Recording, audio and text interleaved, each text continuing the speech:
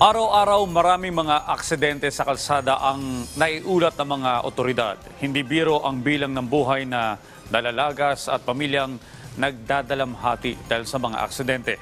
Kaugnay po niyan, pag-uusapan po natin ang road safety. Nasa linya po ng telepono si Attorney Daphne Marcelo, isang road safety advocate at miyembro ng Move as One Coalition. Good morning po, Attorney.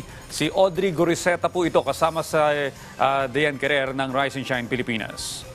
Good morning, Sir Audrey, at good morning sa lahat po ng nakikinig. It's my privilege to be able to talk to you about the escalating situation of road crash deaths and injuries in the country. Good morning po. Okay, una sa lahat, Attorney, ano po ba yung average na aksidenteng na itatala sa Metro Manila na may kaugnayan sa mga nabibiktimang mga kabataan?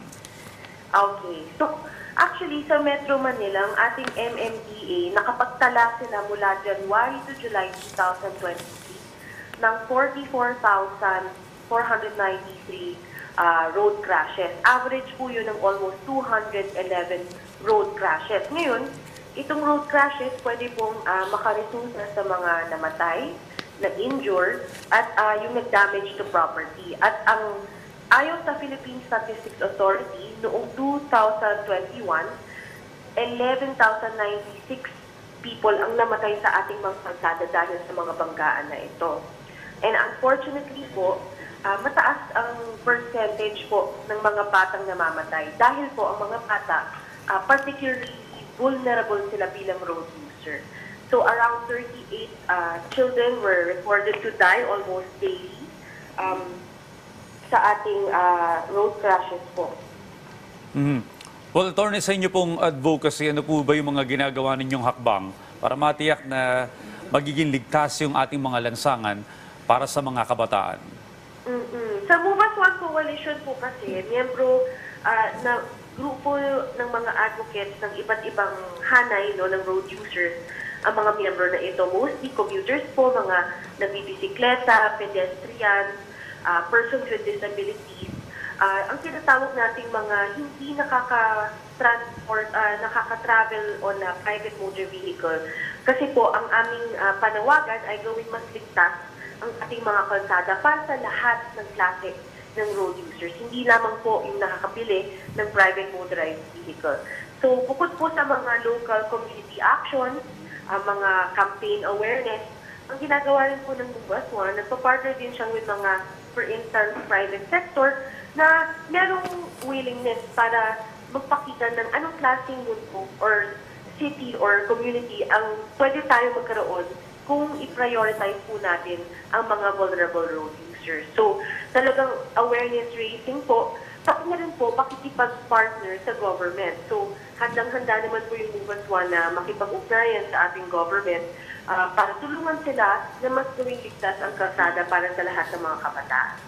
Okay, Attorney, ano pong opinion nyo dito? No? Recently, nag-uusap-usap na po ang mga ahensya ng pamahalaan patungkol sa transport sector. No? Kaugnay po dito sa mga e-trikes. Dahil may mga nakikita sa mga CCTV, may mga menor de edad, walang lisensya, gumagamit ng e-trikes at na nasa highway. Ano pong opinion nyo patungkol dito? Unang-una po, pagdating sa usapin ng kung sino ang gagamit ng kahit anong klaseng vehicle sa ating mga kalsada, whether it's tricycle na yung operated with a motorcycle or yung electronic means, kahit ano pa po yung kalsada, ang unang-una kailangan natin isipin is yung tinatawag na safe systems approach. Meron po kasing kinikilala na approach globally, na ibig sabihin, iba't ibang bansa ang gumagamit ito, na tinitingnan ang road safety bilang perspective from sistema na kabuuan ligtas.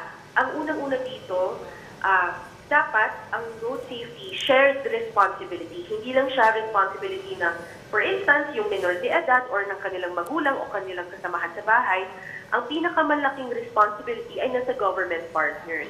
Lahat po kasi tayo may papel na ginagampanan sa safe systems approach. At dahil may government responsibility, sila po yung in charge sa kondisyon ng mga kalsada, yung safer road condition, anong klaseng vehicle ang pwedeng tumahak sa ating mga kalsada, ang safe vehicles, at pati na rin po yung mga batas para sa kaligtasan, yung safer road users. At in the event magkaroon ng crash or banggaan, ano yung post-crash response? Gaano kabilis rumesponde ang ating mga healthcare facilities or yung mga emergency responders para matulungan ang mga nabiktima sa isang banggaan. So, pagdating po doon sa mga menor de edad, titingnan po natin from a systems perspective. Ano po ba yung ating regulatory mechanism para ma-address itong concern, at the same time, hindi lang natin titingnan yung menor de edad o yung kanyang pamilya. Titingnan din natin yung counterpart sa government po. Well, Attorney, ito pong opinion nyo sa implementasyon ng maraming batas trapiko po, no, na ipinatutupad, pero marami yung hindi rin na nakikita nating ipinatutupad at hindi napapansin ng mga traffic enforcer. Halimbawa na lamang po, tuwing madaling araw, bumabiyahe ako, nakikita ko, lalo na kapag may pasok na mga bata papuntang eskwela, yung mga sinasakay sa motorsiklo, single na mga motorsiklo ng mga kabataan. Opo, tama po yan. Actually, ang mabuti naman sa ating Philippine government, meron tayong mga Republic Act in place to address the major road safety risk factors tulad sa pag-operate ng motorsiklo. Meron tayong Republic Act requiring the use of standard helmet, di ba? Para sa driver or pati na rin sa nakaangkas sa kanya, yung pillion passenger na tinatawag natin. Unfortunately, tama po sila, hindi po enough na meron tayong batas in place.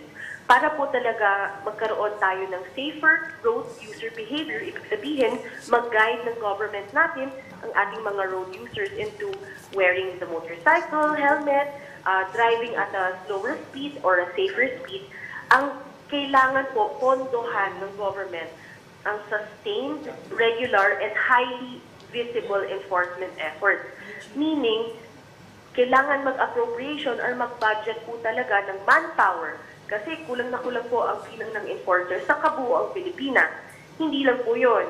Bukod sa pag-engage ng manpower, kailangan din pupondohan sa capacity building activities kasi may specialized training na kailangan para maging effective yung enforcement efforts at hindi lang masabi na bawal ito na hindi na papaliwanag sa na-apprehend na road user. Ano yung safety reasons? Bakit kailangan magkaroon ng enforcement? Bakit yung unsafe road user behavior ay pina-flag down at tinatry i-correct po ng government? And yun po talaga, it really requires mula sa legislative, yung pagpasa ng mga batas na yung sa kaligtasan ng mga road user, yung executive din po na magkaroon ng ganong klaseng program sa kanilang day-to-day po ang pag-budget po talaga sa enforcement effort. Alright. Maraming salamat po sa lahat ng impormasyon na ibinahagi nyo sa amin ngayong umaga. Nakapanayan po natin si Attorney Daphne Marcelo kaugnay po sa safety ng mga kabataan sa lansangan.